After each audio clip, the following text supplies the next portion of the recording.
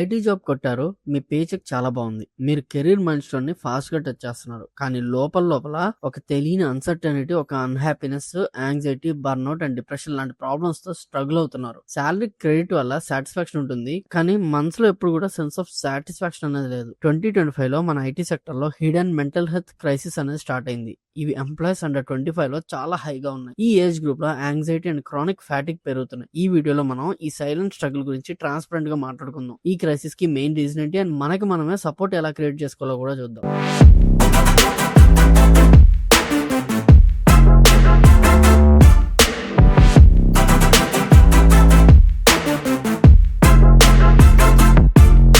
So first root cause ఏంటనేది తెలుసుకుందాం. మన యంగ్ టెక్కీస్ సైలెంట్ గా స్ట్రగుల్ చేయడానికి మెయిన్ రీజన్ ఏంటి అంటే relentless work pressure and long hours. మన వర్క్ కల్చర్ ఆల్వేస్ ఆన్ గా ఉంటుంది. First thing exhausting hours. ఒక సర్వే ప్రకారం అండర్ 25 ఐటీ ఎంప్లాయీస్ లో 90% కి యాంగ్జైటీ సిమ్టమ్స్ ఉన్నాయి. ఇది back to back deadlines, long meetings and festivals or weekends లో కూడా స్విచ్ ఆఫ్ అవ్వకపోవడం వల్ల వస్తుంది. 72% కి లీగల్ 48 అవర్స్ వర్క్ కన్నా ఎక్కువ వర్క్ ఇస్తున్నారంట. అండ్ అందులో 25% 70+ అవర్స్ కంటే కూడా ఎక్కువ చేస్తున్నారు. ఈ ప్రెషర్ వల్ల క్రానిక్ ఫ్యాటిక్ అనేది పెరుగుతుంది. ఆల్వేస్ ఆన్ కల్చర్ ఇంకోటి. వర్క్ ఫ్రమ్ హోమ్ వల్ల కంఫర్ట్ దొరికింది, కానీ బౌండరీ సెట్ చేయడం కష్టం అయిపోతుంది.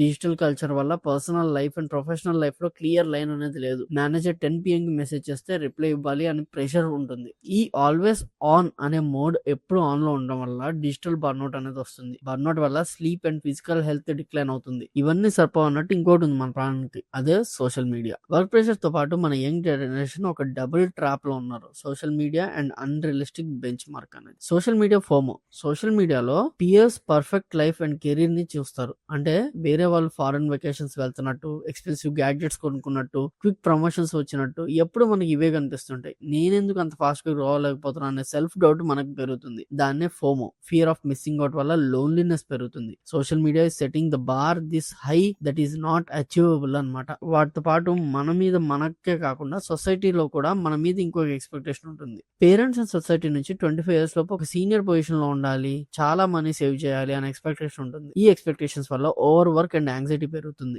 Life transition like relocation, new job, relationship problems కూడా సైకలాజికల్ స్ట్రెస్ ఇస్తున్నాయి. సపోర్టివ్ మెంటర్స్ లేదా ఫ్యామిలీతో ఓపెన్ అప్ అవ్వడం కష్టం అయిపోతుంది. ఒకసారి ఇన్స్టాగ్రామ్ ఓపెన్ చేస్తే 25 కి నువ్వు ల్యాంబోర్గిని కొనకపోతే నువ్వు వేస్ట్ అన్నట్టు ఒకడు, 25 కల్లా శాలరీ లక్షల్లో సంపాదిస్తున్నారా, లేకపోతే మీరు వైఫై పనికిరాదు అన్నట్టు ఇంకొకళ్ళు. ఇవన్నీ చూసి మనం ఓవర్వెల్మ్ అవడం తప్ప ఇంకేం యూజ్ ఉండదు. దీనివల్ల మీ లైఫ్ ఏ ఫేజ్ లో గ్రో అవుతుందో అనే కంపారిజన్ మనం స్టార్ట్ చేసేసుకుంటాం. వాళ్ళు ఎందుకు ఎలా ఉన్నారు, మనం ఎందుకు వెళ్ళాలి అని చెప్పేసి. అదే మన పతనానికి ఆల్మోస్ట్ దారితీస్తుంది అనమాట. ఈ అలార్మింగ్ కాన్సిక్వెన్సెస్ మనం చూసినట్లయితే కౌన్సిలింగ్ సర్వీస్ డేటా ప్రకారం ఐటీలో 59% ఆఫ్ ది ఎంప్లాయీస్ కి సెల్ఫ్ హార్మ్ ఇండికేషన్స్ ఉన్నాయి. అండ్ డిస్ట్రెస్ కేసెస్ 20% కంటే ఎక్కువ పెరిగాయి. Anxiety 32% of the young professionals కి ప్రైమరీ హెల్త్ ఇష్యూగా ఉంది. దాని తర్వాత chronic stress, depression and emotional exhaustion కూడా ఉన్నాయి. దీంతో పాటు బర్న్అవుట్. బర్న్అవుట్ అంటే ఏదో కొత్తగా విన్నట్టుంది కదా, కానీ బర్న్అవుట్ అంటే ఎమోషనల్ ఎగ్జాషన్ అనమాట. Headaches, chronic fatigue, health physical decline ఇవన్నీ ఉంటాయి. కొంతమంది కెరీర్ బ్రేక్స్ తీసుకోవడానికి డిబేట్ చేస్తుంటారు. వర్క్ ప్లేస్ లో స్ట్రెస్ అండ్ బర్న్అవుట్ ని పర్సనల్ వీక్నెస్ లాగా చూడకుండా సిస్టమాటిక్ ప్రాబ్లం లాగా చూడాలి. మరి లిస్ట్ చెప్పారు కదా, దీని సొల్యూషన్ లేదా అంటే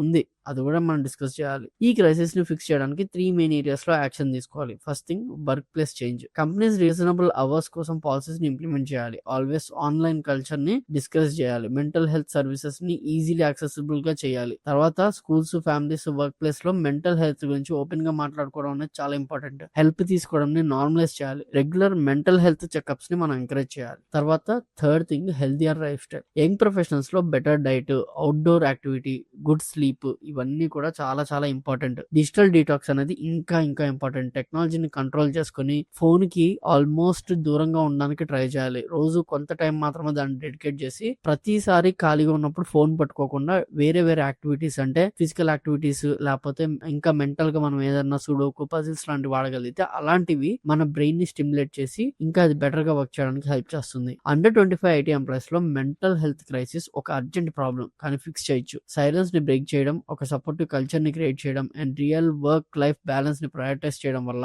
మన యంగ్ టెక్కీస్ థ్రైవ్ చూడొచ్చు. ఈ జర్నీలో ఎంపతి అండ్ యాక్షన్ చాలా ఇంపార్టెంట్. మీ మెంటల్ హెల్త్ చాలా వాల్యుబుల్. వర్క్ ని లైఫ్ ని బ్యాలెన్స్ చేయడం చాలా ఇంపార్టెంట్. హెల్ప్ కోసం అడగడంలో షేమ్ అయితే లేదు. మీరు ఒక్కరు కాదు, మీతో పాటు చాలా మంది ఇదే ప్రాబ్లం ఫేస్ అవుతున్నారు. కాబట్టి మీ ప్రాబ్లమ్ ని మీ దగ్గర వాళ్ళతో, మీ కొలీగ్స్ తో, మీ ఫ్రెండ్స్ తో, మీరు ఏం చెప్పినా వినే వాళ్ళతో షేర్ చేసుకోండి. అండ్ ఎవరైతే మీకు ఈ ప్రాబ్లం చెప్తున్నారో వాళ్ళకి ఎంపతి చూపించండి. వాళ్ళని తక్కువ చేసి మాట్లాడడం, ఇది నీ వీక్నెస్ అన్నట్టు మాట్లాడడం కాకుండా you can get out of it అన్నట్టు వాళ్ళకి సూతింగ్ గా మాట్లాడడానికి ట్రై చేయండి. ఇది మనలో ప్రతి ఒక్కరికి ఉండే ప్రాబ్లం. దాన్ని మనం అడ్రస్ చేయాలి, చాలా సెన్సిటివ్ గా అడ్రస్ చేయాలి. So this is for today and I'm Krishna signing off. జై హింద్.